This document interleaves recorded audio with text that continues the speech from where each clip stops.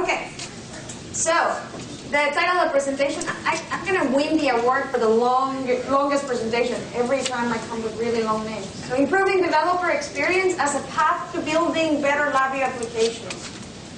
But then I was teaching a class, and one of the students said, no, you should call it how not to make enemies at work. All right? So if you thought that you were going to be learning about developer experience, yes, it's something about that, but that really is, I'm hoping I'm going to give you enough tips not to make enemies at work. So just a little bit about Delacor. Our focus is helping customers develop successful applications with LVLIB and Assistant. You can learn more at our website. We are here in the US is Luis and I. Luis manages the hardware side of the house, and then in the UK with Chris Ropock.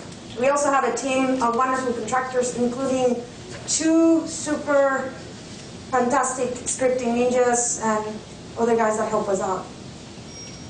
So where are we coming from? And this is just so you get the point of view of what I'm going to be talking about.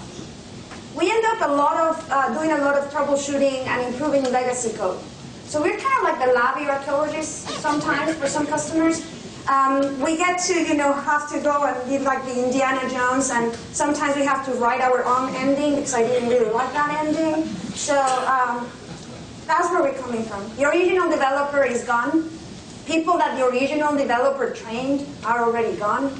There's no documentation. We just have to look at the code, and the code speaks for itself. I also want to make sure that you understand that I don't want to tell you how to do your job. I'm sure that you have better ideas, so I'm just kind of like sharing our experiences. Also, on the course of doing this presentation, I changed my mind in a couple of the slides, so there's really nothing set in stone. All right, a couple of years ago, I presented on user experience. And I had this slide, and I know you hate people reading to you, but it's important that I get it right. Each moment has the potential to increase a user's confidence or destroy his trust in a product or a company. And each one of those moments is an important piece of the whole experience.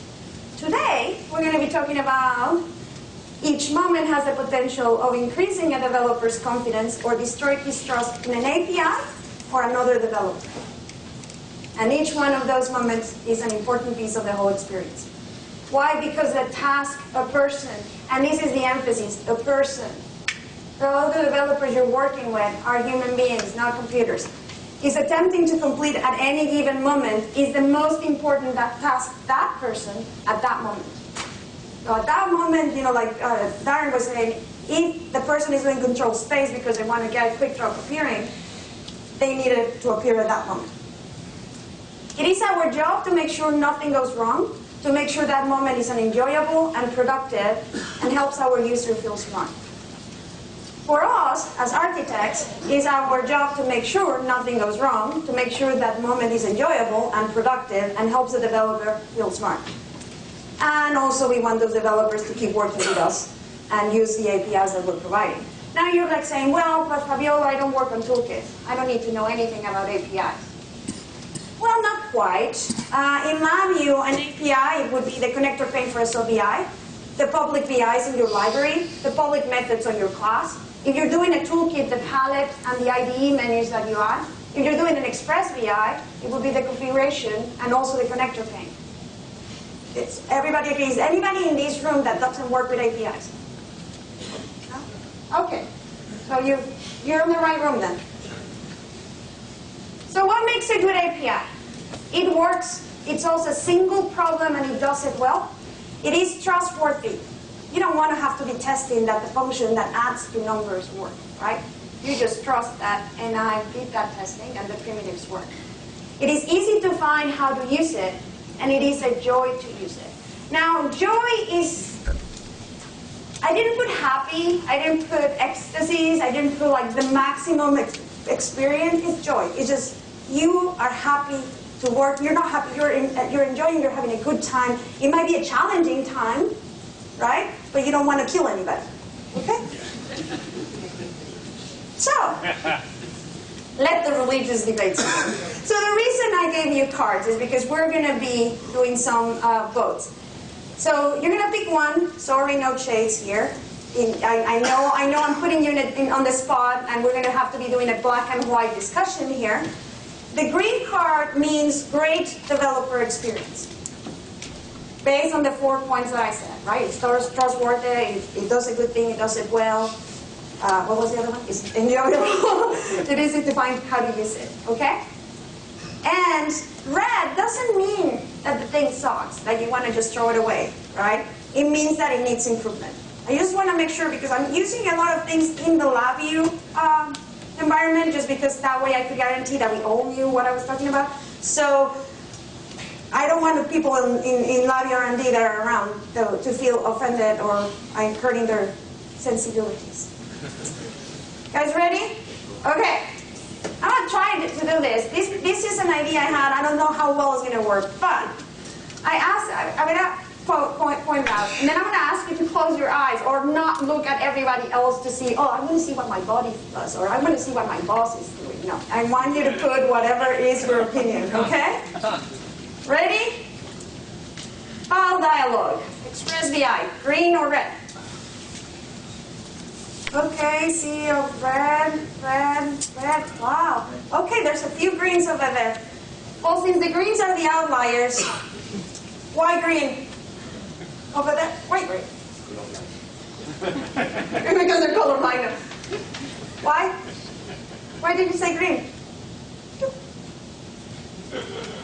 No more green. No more green, okay. Okay, David, why green? Because it does its job, it's the best thing available. Okay, one of the reds. Anybody wants to talk for the red? Jim? They got radio buttons. It looks like they can select more than one. It looks radio buttons and you can select more than one. You have 2 columns, but yeah. There's no border around it letting you know it's green. All right. Yeah, that's fine. But there was a lot of red. So actually, I have this one as red, but it was more because of the connector pane. This file dialog has 2 outputs that give the same info. And how many times have you had the end user be the one that reports, I cancel and I get error 43. Operation canceled by user. Why is that an error? Yeah, why? I just want to cancel. I really didn't want to go through. And by the way, this I just gathered by looking at code from both customers, code that I have, and mistakes that I have done myself, and errors and bugs that I have found in my own code. So I think that some ways that you can improve this, or the developer experience could be improved, is create a custom VI analyzer test that informs you when the error output is connected. Wrapping that in yet another sub-VI, making sure that it handles that correctly. So some options would be just following what Darren said this morning. Would be just, no, don't worry there. I really don't know if there's any other error provided by this function. Which, by the way, is also goes to developer experience. There's nowhere to go and see what are the possible errors. And I know I cannot list every possible error, but I'm sure they have a couple that they could at least warn me about. Right? So automatic error handling disabled. Another option would be to just use both outputs. Right? In that case, you need to clear the error. But then the problem happens that the developer, on the rush of cleaning the error, forgets that there was an error at the input. So what happens if you clear, or in this case not so much, but you still have to get the error from the input, right? You could just say, well, I'm not going to clear just error 43, I'm just going to clear all errors. And that one you definitely want to make sure that you wire the error from the input. So if you see it's really, somebody said something? If you see it's really something, if a lot of things would have been solved if there was just not error, right? So that's one of the points from Darren's presentation. So if any of the reds, do you want to add anything else to developer experience for these functions? No? We're good? Add the file filter. What was that? Add the file filters. Add the file filters, yes. That's another one. And that's definitely, that's a pet peeve of mine, is like you went to all the trouble of having this beautiful function that displays the file explorer, and you don't tell the developer or the end user what are the files, data types that you're looking for. So put the pattern labels, at the other inputs. All right. Okay, ready for the next one? All right, where's Chris Elino? Okay, so Chris worked on the next one. DAQmx Assistant. Okay, so I didn't say that so you would be afraid of saying green or red, but I just wanted to direct the discussion to the right person. So, You're afraid I'm going to take the picture. all right, green or red? Green or red? No. Pick one. Everybody has to pick one. Come on. Everybody got a card. We don't use it. You don't use it. Okay, you don't know about it. Okay, that's fine. There's some greens, red, greens. Wow, this is pretty mixed. Okay, Dave, white, green. I don't know, it does a lot of the configuration. Navigating through the configuration. If you just had to drop the ice for everything, it'd be a lot more work. So it navigates you to the configuration of your DAQ. If you had to drop the ice, it would be a lot more work. Okay, any of the reds? In the specific context of using it with my DAQ and K-12 students, they have to make a lot of decisions that they had no idea. Continuous acquisition. They have to make a lot of decisions that don't make sense. So they're saying that for beginners or students, they have to make a lot of decisions that they don't understand. I would posit that the configuration window has a little help on the lower right that they should be writing, and it's probably going to be a lot more difficult to be selecting from the palette what's the VI that they need to use than the configuration. Any other reds? No? It's too much. It's too much? It tries to do too much? It's too much. A consequence of the doing too much is that if you get into it, you end up reading terminology that you don't know what it means because you don't know what the LabVIEW terminology is. Yeah, you could get lost if you're not familiar. Back to if you're a beginner, it's kind of like it's the tool for the beginner, but it might be too much for the beginner. It might be, it should probably have a little bit of ease into it. Okay, on this one, I am on the green camp, Chris, so we can still be friends. Provides immediate feedback during configuration.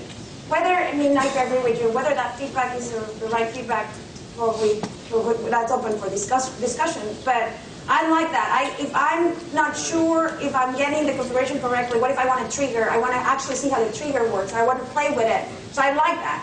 And the thing that saves it from being an Express VI, yeah, we all have defects, right? So the only thing that saves it from being Express VI is that it has that lovely right-click menu that generates the DAQmx code.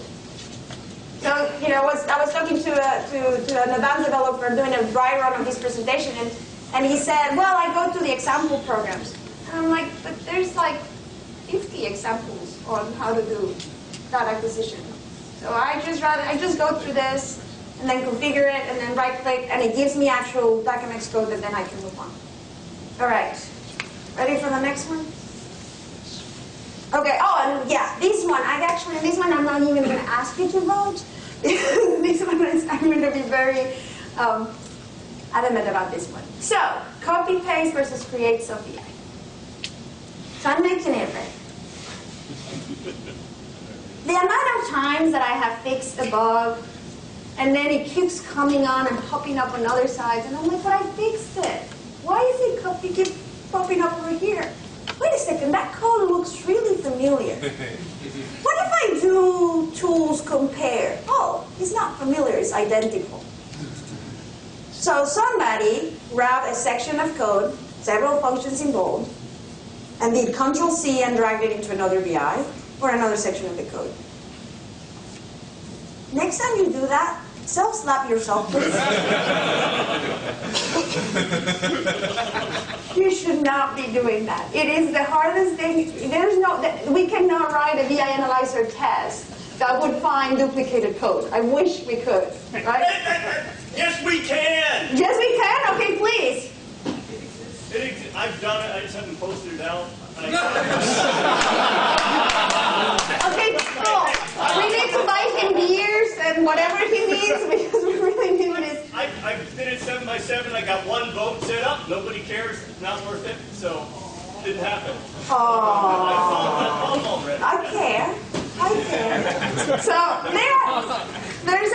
there's a legitimate reason to do Control-C, right? But if you're just going to leave it as is, please create a Subvi. If you're using methods, right, you're, during your code reviews, you should be talking to the beginners about this. If you're doing methods, call the parent. Why are you copying the code from the parent into the child? If you're going to modify it, that's okay. But if it's going to stay the same, why? Anyway, so this one, I hope you agree. If you don't agree, it's red. You get your own presentation next time. Okay. Feeding the local data cluster to a Subvi. And this I'm talking about JKI state machine, simple state machine, the DAQmx, the Delacor QMH, anything that has a chip register, and you're feeding the local data into Subvi. Red or green? We need clarification there. Feeding the entire cluster to your VI. Green or red? Come on, make a decision. No, depends now. Green or red? Okay, go ahead. Wow, this is pretty mixed. I was hoping more uniform. Wow, 50-50. Okay, I need someone who feels passionate about... Okay, go ahead. No, yeah, you're passionate about anything, so go ahead. Should I choose green just to make it interesting? No, these, okay, so in terms of general practice, doing that, when somebody else is looking at your code, they're more likely to copy the style that you present to them.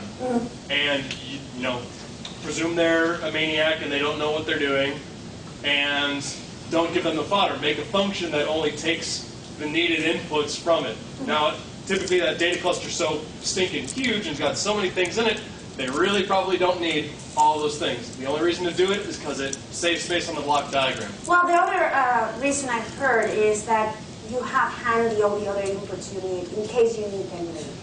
That's not a good one. That's not a good one, but that's okay. The only reason the real one for the CLA exam. The only reason is for the CLD exam. Yeah. I would say also if you're working with a startup and they're running out of money and you have to do the delivery of the code, otherwise there's no company after they get it, yeah, maybe you're cutting corners. But even in that case, unless they are swearing to you that they're going to trash the code after the thing is done. But most of the time they don't trash it. So no. Okay. Anybody for the green? There were several greens. Who said green? Now nobody wants to say I said green. Go ahead, Charles. It's block diagrams, saving most of the time that I do it. So It's like a Subvi that has no other purpose than that specific program. It's not a reusable Subvi. It's simply I ran out of block diagram space. okay, it's to clean up space. Okay. Another green over there. Yes, go ahead. In the case that you have there, it's only a read. If you're writing data, you give people privilege just to write whatever they want to your data. That might not be a good idea, but in that case, you have something. That's a good depend. The point here is, what's your name? Tim is saying is there's no coming out. So Right. at least it's just reading, so it's a little bit safer. You're not writing back. Andy, As long as it's not a data copy, no problem. as long as there's no data copy. Okay, there's several greens. Most likely the register and the Subvi are in the same library. Okay. Michael? I think if you're managing the scope of responsibility for that loop, then what's on the wire there should be data that's appropriate, and the methods you call should be methods that are same scope. Yeah, now we're talking about actually having people that are not only managing the single VI, but they're doing architecture and managing complexity, like John was saying, right? So what Michael said, if your loop has a very localized, a very cohesive function, then there's no reason to have data that's not related on that cluster. Which means it should be a class. Which means it should be a class. One of the things that I tried to emphasize, I didn't want to give it away. That's why I said feeding the cluster. Yeah, if you're feeding a class, then definitely everything is related. All right, so, yes? One more point is that the Subvi by itself makes unit testing easier. You can't unit test a frame of a case structure, but you can unit test it as a Subvi. Okay, that's actually why it's red. So Stephen just said that it makes unit testing easier. Well, the problem is that cluster is a type def. If you're using unit test framework, who has used unit test framework with type def clusters? I didn't say unit test framework. Unit testing. Well, so what happens is the unit test breaks between versions of your type def, and it doesn't preserve the data. and it makes it really hard to test because you have a lot of data, a lot of things that are not needed by that particular function. So doing a sub-VI does help with unit testing of a case in a case structure, but feeding the entire cluster actually might make things harder to maintain and to read. Suspend when small work only on a sub-VI so that you can actually change the functions while you're running, rerun it, rerun it, rerun it. Until it gets right. Okay, let me finish this section and then you tell me. Because I think we're looking at different scenarios. So, this is what happens. You start with the shipping example of the QMH, and you have a very nice, simple VI that is using most of the elements of the cluster input, which are the references, and then is making them enable and disable. That's okay. But this is like when you go to a pet store and buy a little pet lizard, right? Oh, it's little. How cute. It's not going to grow to be this huge thing, right? Several years later, several developers later, you end up with something like that. And I should have put the Control-Shift-N to show actually that you have to scroll to see the contents of the entire cluster. And your sub-VI is still using a very small percentage. I know, Michael, there's a lot more wrong with that. They have a lot more other problems. The problem of making it so easy, or thinking, well, I'm just feeding the cluster now, it has everything I need, it's fine, it's only local for this VI, is that you're not looking at what you're going to be doing yourself or other developers to that code. So since the beginning, when you create that sub-VI, you make it only receive the data that it needs, instead of receiving just in case, then it's going to make it easier to read. I have to do code audits on old code, and there was one where they had a big cluster with all the references to the queues, all the reference to the user events, all the reference to the notifiers, everything that they were using was in a huge cluster, and this cluster was passed through all these sub-VIs. So in order to find who was firing, who was enqueuing, who was notifying, you have to go in and search. And the other thing is, the only information that you had about what the function was doing was the VI type. You couldn't just open the front panel and get an idea. You actually had to go to the block diagram and read. The issue in this case is less that particular VI and how you're wiring into it, but the fact that you have a mother cluster. But the thing is not only that you have a mother cluster, is that you started with a little lizard. And you thought you were managing things, right? You had your little pet. And then these grew and grew and became Clustersaurus rex. So you have no control. You just put this little creature out in the world, and it just went and lived, and somebody came and did this to it. So, by the way, while I'm in this topic, something that happens with developer experience, right? And I thought, oh, wouldn't it be great? Right-click on a cluster and make it a type that. And that's like a great experience. But the first time I found out that, awesome. Then the next time I was like, why do I have to right-click and then open control? The next time was like, why didn't they fix it? And then at the next time you're like, okay, this is the 10 control I have done today. Why the hell do I have to go and press it? So, that's what happened. That's why developer experience is important. Because a little ash becomes a, I want to kill you at the end of the day, right? So, again, I'm not getting support. Okay, labeling wires, green or red. Oh, you might hear a lot of Okay, green on that side, green. Are you using the feature of wire labels or using? Documenting your code by putting labels on the wires. Okay, majority of greens. Okay, I'm going to go with the reds. Why red? Because it's difficult to place that label. It's difficult to place the label. Branching. Right. All kinds of problems with where that label ends up, what stays there. So branching causes problems because the label doesn't stay there. Anyone else? I'd say it's location based, and the white background that kind of covers up the like. I know you can change that, but there's no way to. If you have a bunch of different wires with different data types, there's no way to really know which labels are which if they're all kind of right next to each other. So what he's saying is like if the background is white, there's really no way to differentiate which one is which. Any more? If you hover over it, it tells you what it is. Thank you. That's what I was actually going to say. So I didn't hear anybody say this, but one criticism that I receive on my code is that I document too much and there's such a thing as documenting too much. And it would be nice to just have a key that would say hide all the labels and hide all the, so I can just look at the code. Well, there is actually. When you remove you make the wire label invisible, it actually has a tip script.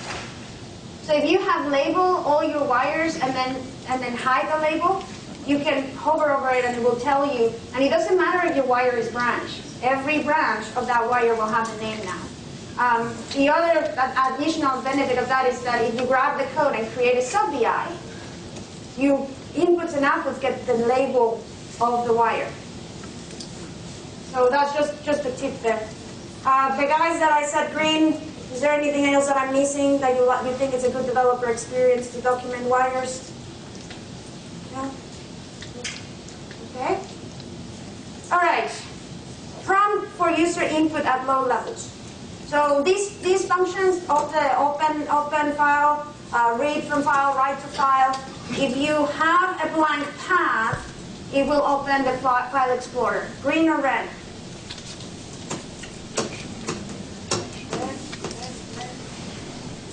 Why green?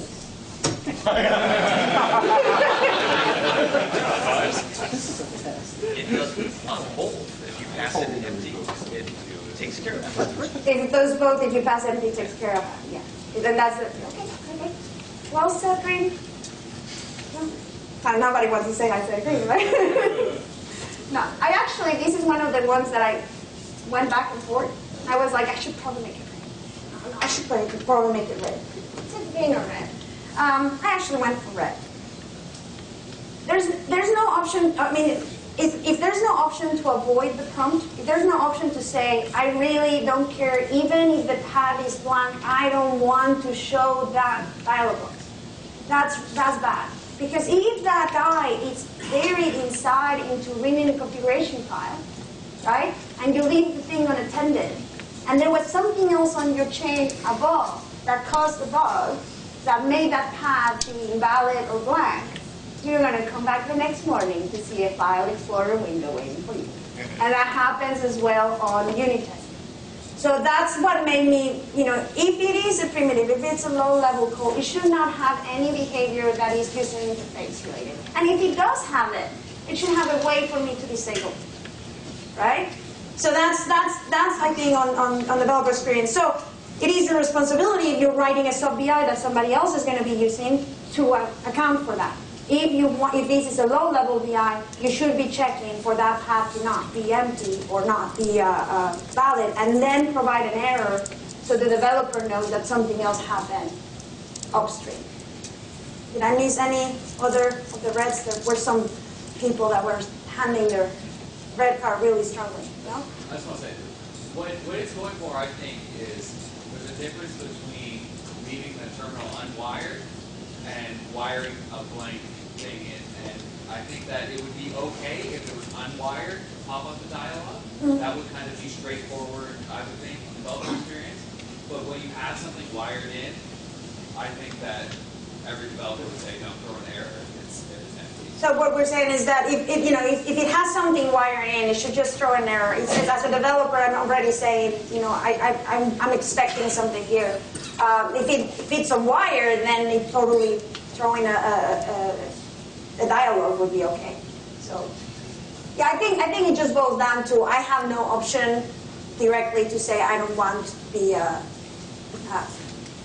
directly in the primitive. I can code around it, but directly on that VI I don't. So how to improve, offer a way to avoid prompt, or auto advance OK button, or something that, if the end user doesn't make a selection within, I don't know, whatever timeout you want, you can use that. Matthias Baudot uses that on his BLT tool. It's pretty cool that you just see the OK button going down if it's not critical. If it's critical, then it waits for you to click on things.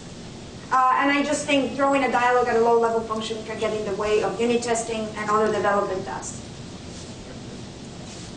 All right, translate errors. What I mean by this is, while you're developing, like the error 43, instead of saying operation canceled by user, you would say something like, I did not provide code to handle the fact that you are canceling file items. No, I mean just translating the error, not just giving the error as is.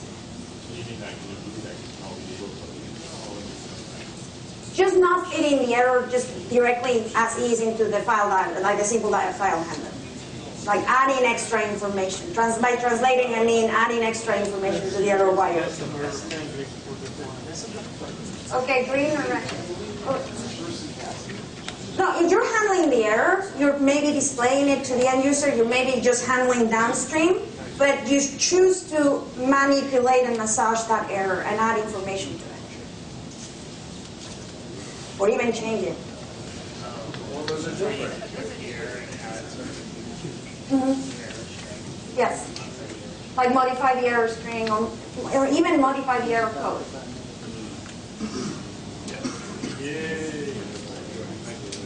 Okay. Wow. A lot of. No, okay, I'm not going to let you not get away with this one. You have to vote. What's your question, though?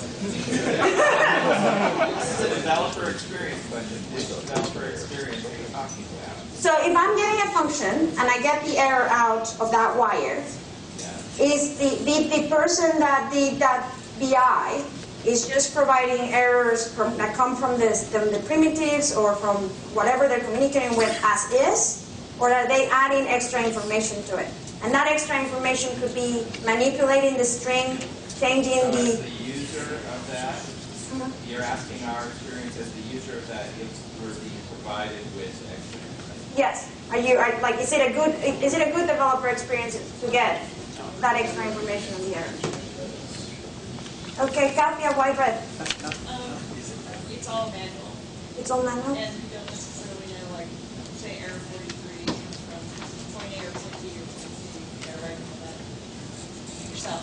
So if you're talking about from the developer side of things, oh yeah, I mean having nice, good developer experience is a lot of work in the issuer, right? Because you're trying to provide a joyful experience for the other person. I didn't say it was going to be joyful for you, right?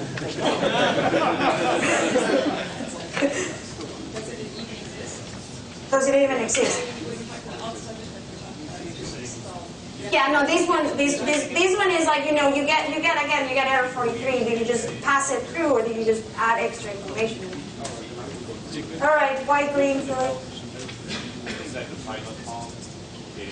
Pilot found. Yeah, like for example, if you get the file not found error, can you tell me what was the file that was trying to find instead of just file not found error?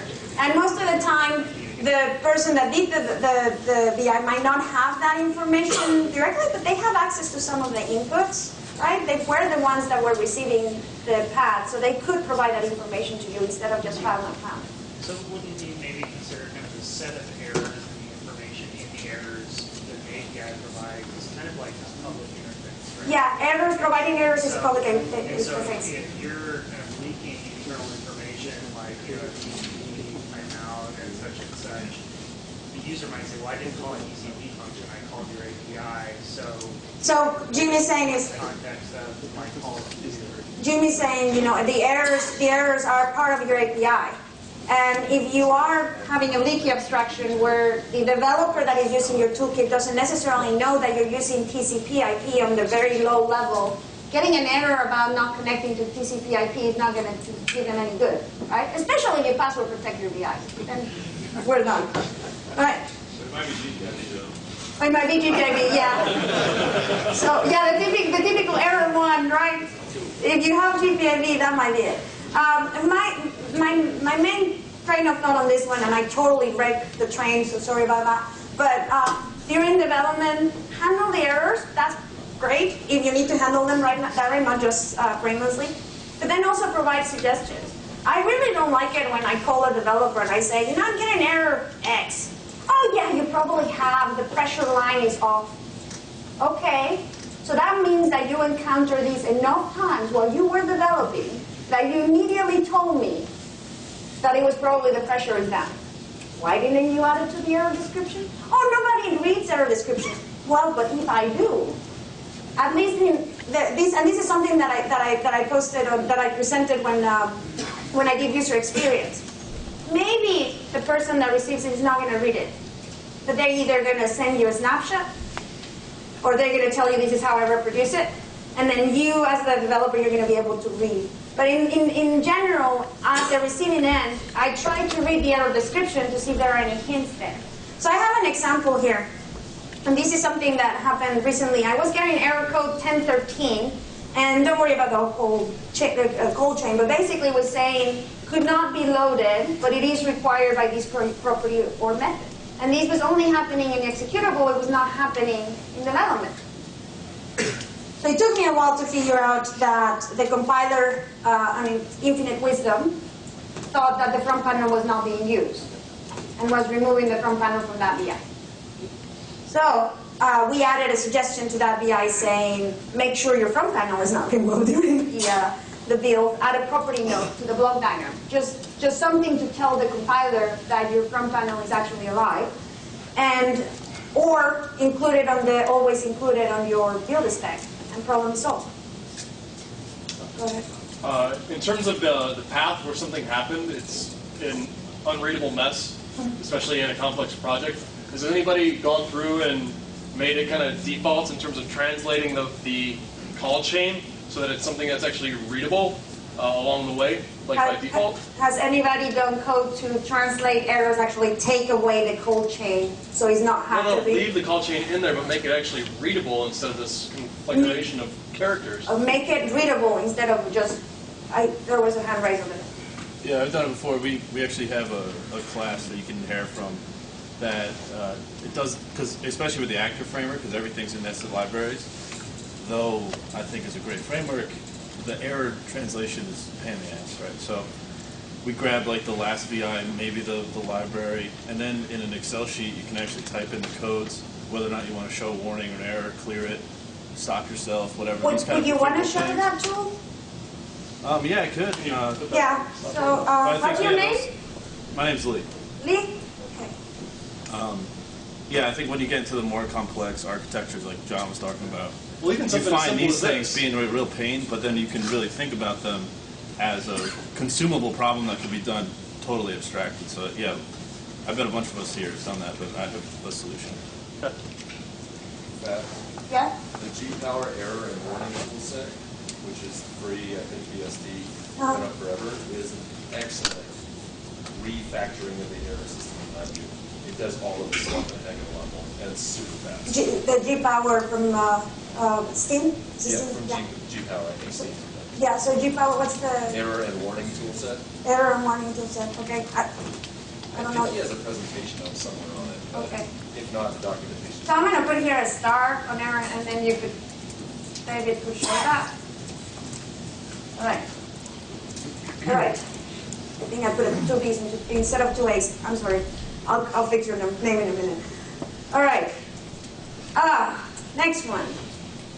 Move dependencies to a library. So you are getting ready to build your executable, and you realize that you have a bunch of dependencies that are not on the library, and you decide that the fastest way to do it is just drag them and put them in the project into a dependencies library. Green or red?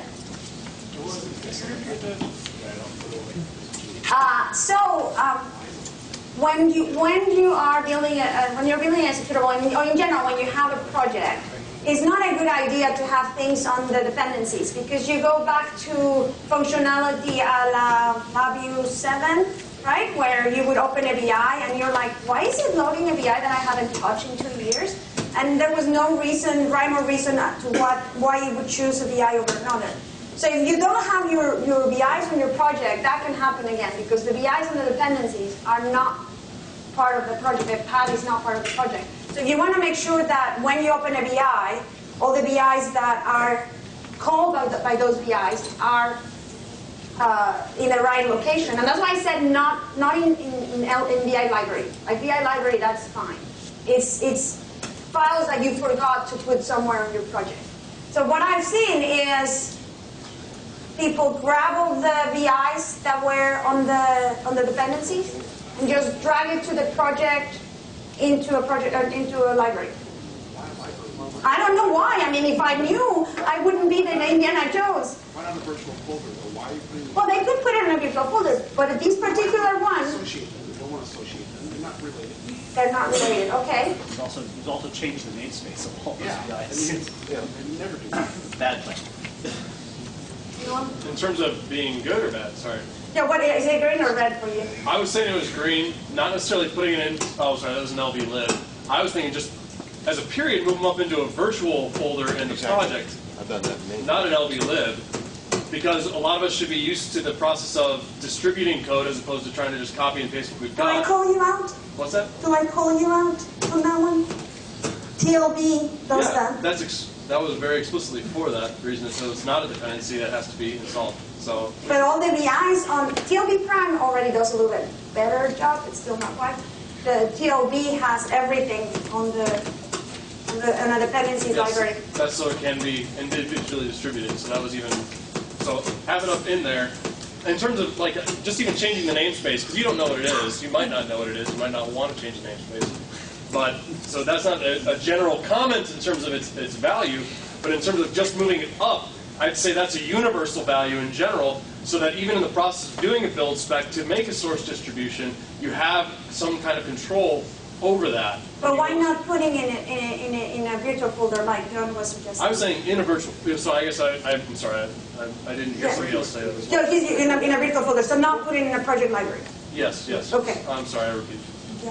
One issue though is if you refactor your code and the dependency is gone, it's still in your project now, and your project will always look for that VI. Even if you're not using it. Yes, another issue is that you would have issues with, if you end up not using code, now you have this code that is just being carried around. Yeah. To that point, although it takes forever, you can right-click on the project and say, show me stuff I'm not using. It takes forever because it lists everything in VLIB. For God's sake, I wish I could turn that off. What's in my project I'm not using, I want to know that because I want to get rid of it before I ship it. Yeah, if you want to find VIs. VIs. This whole freaking list to find what I'm not using, but at least it does list it. Yeah, that you can do at some point a list of everything that's not used. So my biggest point on this one is libraries should have VIs that belong together. They're supposed to be members of the same family. Okay, so. One of the reasons I like project libraries is that the developer, from the developer experience point of view, the developer can see what other goodies are on that library. Right? They might have just added a single VI to their project, but it brings the entire library. You can protect the library so it will only show the public VIs. So remember that a VI from a project library is added to the project, the whole family comes. It's like the Mexican family. You invite one of us and the whole family comes.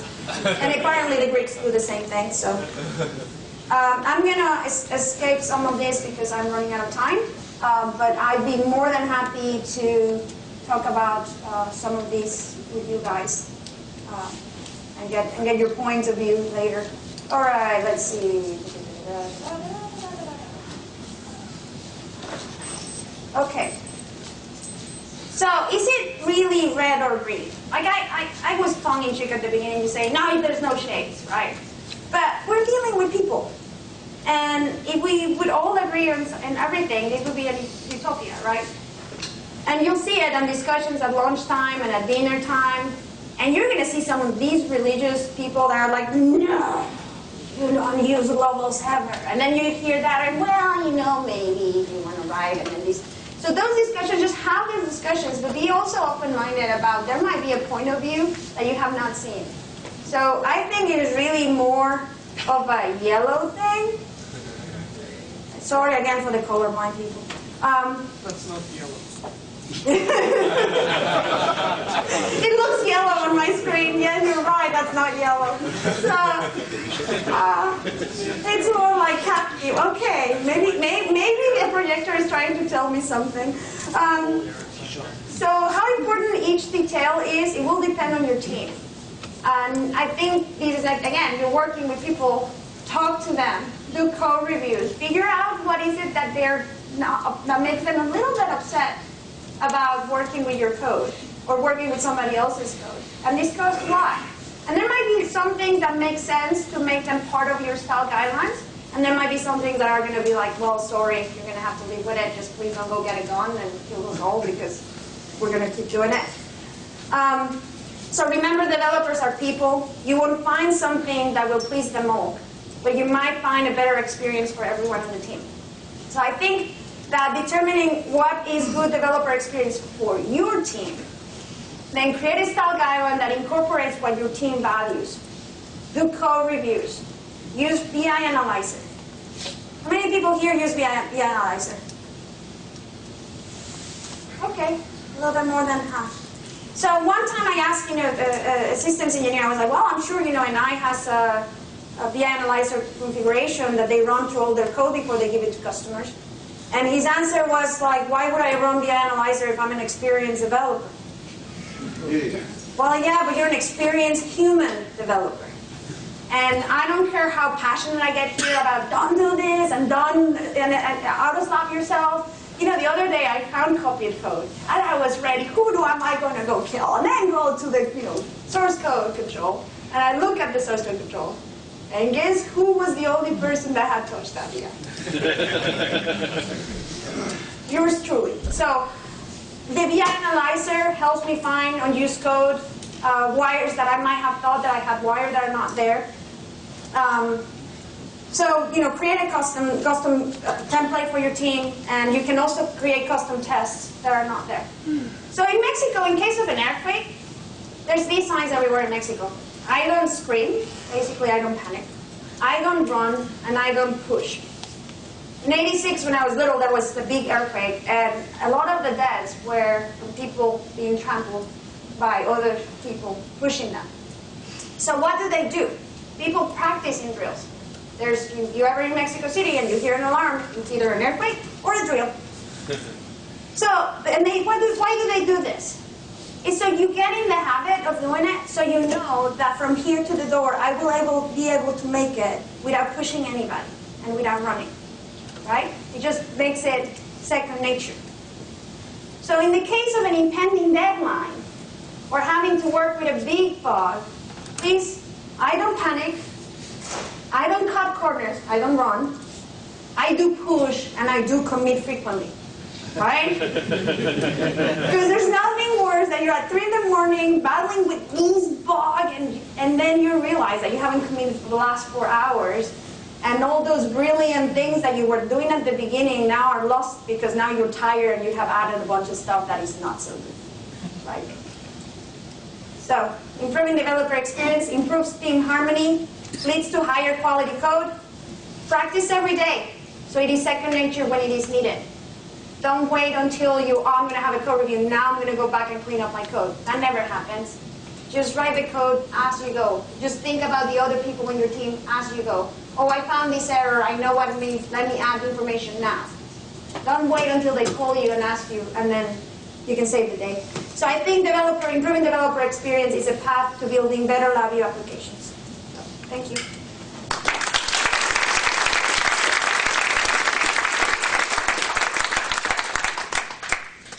And I guess everybody